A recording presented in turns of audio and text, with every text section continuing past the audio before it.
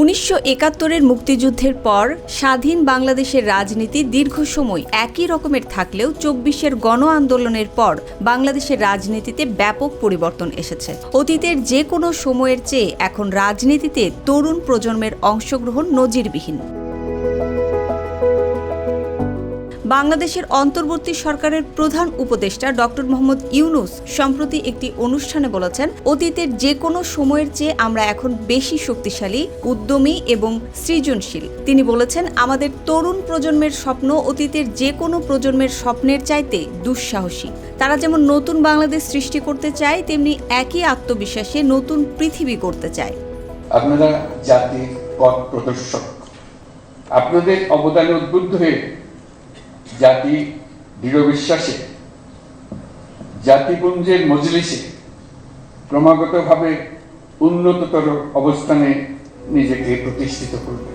প্রধান উপদেষ্টা বলেন, আমাদের তরুণ প্রজন্ম নতুন পৃথিবী সৃষ্টিতে নেতৃত্ব দিতে চায়। সে নেতৃত্ব দেওয়ার জন্য তারা প্রস্তুত। ছেলেরাও প্রস্তুত, মেয়েরাও প্রস্তুত।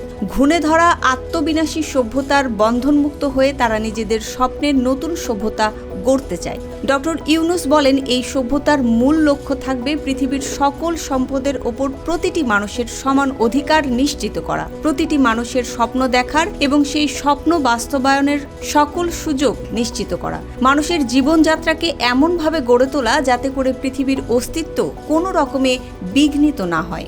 আমরা এখন অতীতের যে কোনো সময়ের চাইতে বেশি শক্তিশালী, উদ্যমী এবং সৃজনশীল। আমাদের তরুণ প্রজন্মের স্বপ্ন অতীতের যে কোনো প্রজন্মের স্বপ্নের চাইতে দুঃসাহসী। প্রধান উপদেষ্টা আরও বলেছেন, দেশের পরিবর্তিত পরিস্থিতিতে এবারের 21শে ফেব্রুয়ারি নতুন তাৎপর্য নিয়ে আমাদের সামনে উপস্থিত হয়েছে। 21শে ফেব্রুয়ারি আমাদের আত্মপরিচয়ের অবিনাশী স্মারক, আমাদের স্বাধীনতার চেতনার প্রাণবাহক 21শে ফেব্রুয়ারি। 1952 সালের এই ফেব্রুয়ারি মাসেই রাষ্ট্রভাষা প্রশ্নে পাকিস্তানি শাসকদের চাপিয়ে দেয়া অন্যায় সিদ্ধান্তের প্রতিবাদে রুখে দাঁড়িয়েছিল ছাত্র সমাজ, যারা রাজপথে বুকের তাজা রক্ত ঢেলে বাংলা ভাষাকে রাষ্ট্রভাষা হিসেবে প্রতিষ্ঠিত করেছিল।